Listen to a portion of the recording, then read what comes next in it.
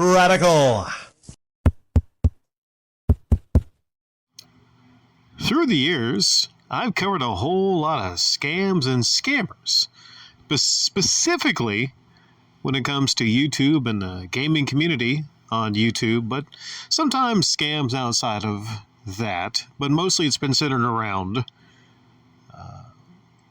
things like Gerard the Completionist, things like Metal Jesus back in the day with his basement lease scam. But I'm open-minded to cover all different types of scams. I've not really delved into Kickstarter scams a whole lot. I know there's this one fella on YouTube that has a series Kick Scammers. I think you know who I'm talking about. That's pretty good. But here's one I decided to talk about after getting a message from somebody saying that I should cover it. Maybe this might be a two-parter. I'm actually doing this recording right before I go to bed, and I got a big sales day ahead of me tomorrow at the flea market. But I tried to find some information on this. I went to the Kickstarter page of the Nintendo World Championship 35th edition, a new developed pro version for the NES, submitted by Wildwood Law Group, LLC. And you're going to see the law group from Portland. I can't read anything about that. There's a video that's a whole big deal. I'll have to maybe look into it. Maybe someone archived the actual video. Like I said, there was something that was going to come out on Kickstarter. It was going to be a 35th anniversary edition of the World Championship carts. You know, the original ones that everybody wants, that if you have the gold card, it's such a big deal and whatnot. I think he still might have one. Pat the Nest Punk has one. Having that card basically makes him relevant, I guess, in some circles, you know. If you don't know and you don't know much about the gaming community on YouTube, apparently if you have some of these rare games, you can become a big fucking deal, right? You don't have to have anything unique or special about you. But if you own a big game collection, that's your ticket. That's your ticket, baby, to get the big time. But this right here, I wish I could do something more with this. Maybe in part two. Maybe there's a part two. I'll try to do me some research and kind of dig up some pictures and look into actually what this was. But in the meantime, just going to go over the takedown that they got taken down and the description here from Nintendo.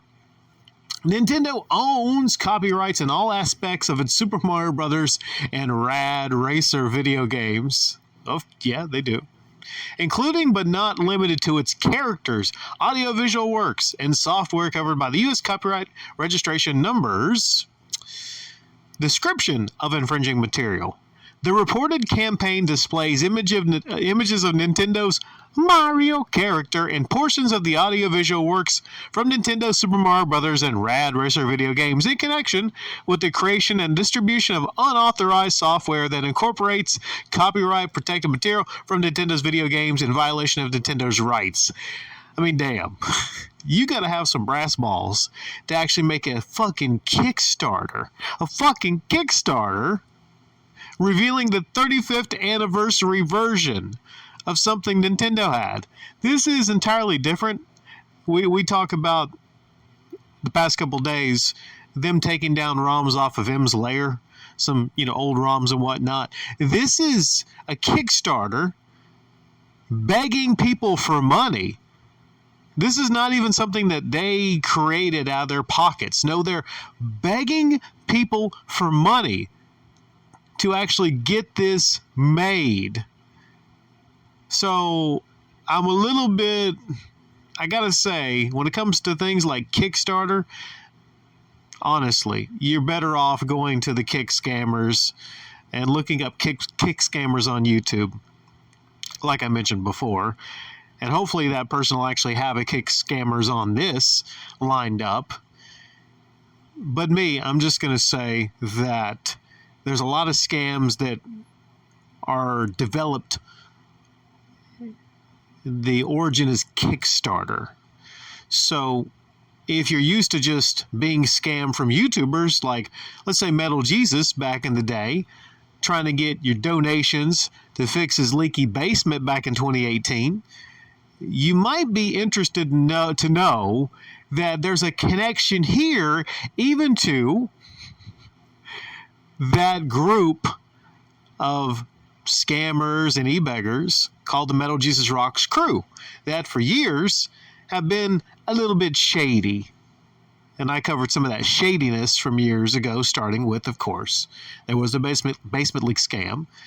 And in part 2, I might be doing a combo, which was planned. I had something planned to do my annual game museum update. I do one every year. It's like an annual thing. Okay, well, some years I did more than one. But because he doesn't do any museum updates, I figure I should do one at least every single year.